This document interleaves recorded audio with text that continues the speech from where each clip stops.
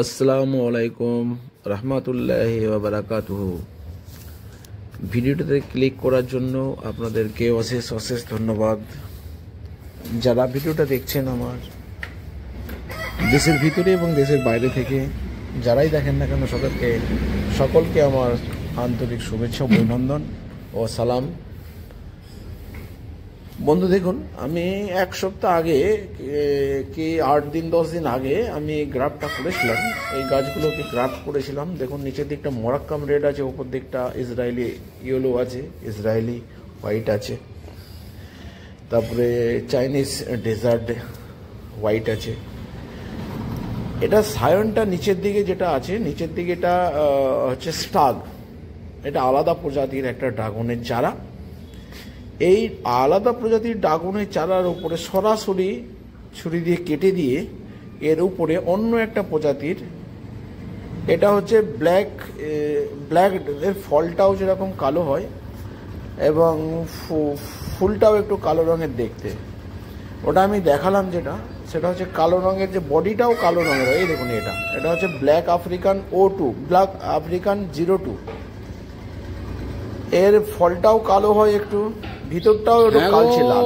যাই হোক, এটা হচ্ছে জ্যাম্বো রেড। এই জ্যাম্বো রেডের উপর ইসরায়েলি ইয়েলো গ্রাফটিং করা আছে।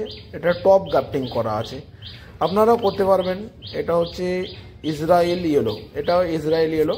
আচ্ছা, যাই হোক, এই যে গাছগুলোকে আমি ডালগুলোকে নিয়েছি, নিচের দিকটাকে বলা হয় স্টাগ আর উপর দিকটাকে বলা হয় সায়ন। সরাসরি ব্লেড এগোর সমান করে কেটে দেওয়ার পর উপরের যে অংশটা ক্যাম্বিয়াম লেয়ার, মধ্যেখানে কাঠের মতো একটা যে অংশটা থাকে না, এই কাঠের মতো অংশটাতে আমরা সায়নের সঙ্গে আর স্টাগের অ্যাডজাস্ট করে একটা লিকোপ্লাস দিয়ে টেনে বেঁধে দেবো। এটা আমি যেটা দেখাচ্ছি, এটা হচ্ছে ব্ল্যাক আফ্রিকান 02 1 নম্বর একটা আছে, এটা আবার 2 নম্বর। যাই হোক, অনেক প্রজাতি তৈরি হয় এইভাবে গ্রাফটিং করে সায়েন্টিস্টরা অনেক প্রজাতি ড্রাগনের তৈরি করে ফেলেছে। আজকে আলোচিত এবং চর্চিত বিষয় হচ্ছে ড্রাগন আর অ্যাডেনিয়াম মাশরুম। ইউটিউবের মধ্যে এগুলো আপনি বেশি করে খুঁজে পাবেন এবং চর্চিত বিষয়। যাই হোক, আমি এই গ্রাফটিং করাটা শিখে গেছি, আপনাদেরকে শিখিয়ে দিতে চাই। আপনারা এই লিকোপ্লাস দিয়ে টান করে বেঁধে দেবেন।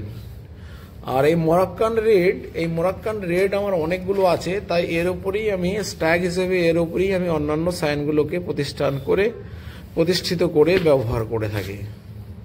আপনারা দেখছেন ঘরোয়া পদ্ধতিতে ড্রাগনের গ্রাফটিং, নতুন প্রজাতির চারা। একটা কথা বলে রাখি, এইভাবে আমরা গ্রাফটিং করে সময় নষ্ট করে এসব করে কি লাভ আছে বন্ধু? লাভ হচ্ছে আমরা ফলের সংখ্যা অনেক পাবো। আপনার এটা হচ্ছে ব্ল্যাক আফ্রিকান 02 2 নম্বর। তো এর আগে 1 নম্বর একটা লেভেল আছে, যেটা অতটা কালো হয় না। এই গাছটাও কালো, ফলটাও কালো, ফুলটাও কালো, একদম কালো। দেখুন, এটা খুব রেয়ার। এই যে ব্ল্যাকটা দেখলেন, এটা খুব রেয়ার অফ দ্য রেয়ার, ঠিক আছে? ওটা আমি গ্রাফট করব এবং একটাই আমি ডাল নিয়ে এসেছি আমার বন্ধুর নার্সারি থেকে। দেখতে থাকুন ভিডিওটা বন্ধু। দেখুন, আমি গ্রাফট করেছি, এগুলো সবগুলোই সাকসেস হয়ে গেছে। প্রতিটা গ্রাফটই সাকসেস হয়ে গেছে, একটাও মিস হয়নি। আমার গ্রাফটা 100% সাকসেস হয়। এই বিশেষ করে ড্রাগনের ক্ষেত্রে, অন্যান্য লেবু টেবু ইত্যাদিতে মিস হয়ে যায়, কিন্তু এটা মোটেই হয় না, 100% হয়। যদি উপযুক্ত স্যানিটাইজিং করে নিই আমি যন্ত্রপাতিগুলোকে, তাহলে তো কোনো অসুবিধা নেই। অনেক ক্ষেত্রে মিস হয়, যেটা স্যানিটাইজের অসুবিধা হয়ে থাকে। কোনোটাই স্যানিটাইজ একটু অসুবিধা হয়ে থাকে, ব্যাকটেরিয়া, ফাঙ্গাস, ভাইরাস ইত্যাদি হয়তো থেকে যায় ছুরি কাঁচির মধ্যে, তখন কিন্তু আপনার গ্রাফটা পচন ধরে যাবে। দু একটা হয় বই কি হয়, 100% বলবো না, 95%। যাই হোক, এটা হচ্ছে ব্ল্যাক আফ্রিকান, এটা হচ্ছে রেয়ার অফ দ্য রেয়ার। এর ফলও কালো হয়, ফুলও কালো হয়, গাছটাও কালো হয়। দেখুন, গাছটা দেখে নেন। আর এটা যে ডেজার্ট স্মুথ, এর কাঁটাগুলো এত সরু, কাঁটাগুলো হাতে বেঁধে না, জানেন তো? এই কাঁটাগুলো খুব নরম, ডেজার্ট স্মুথ যেটা। এটা জ্যাম্বো রেড।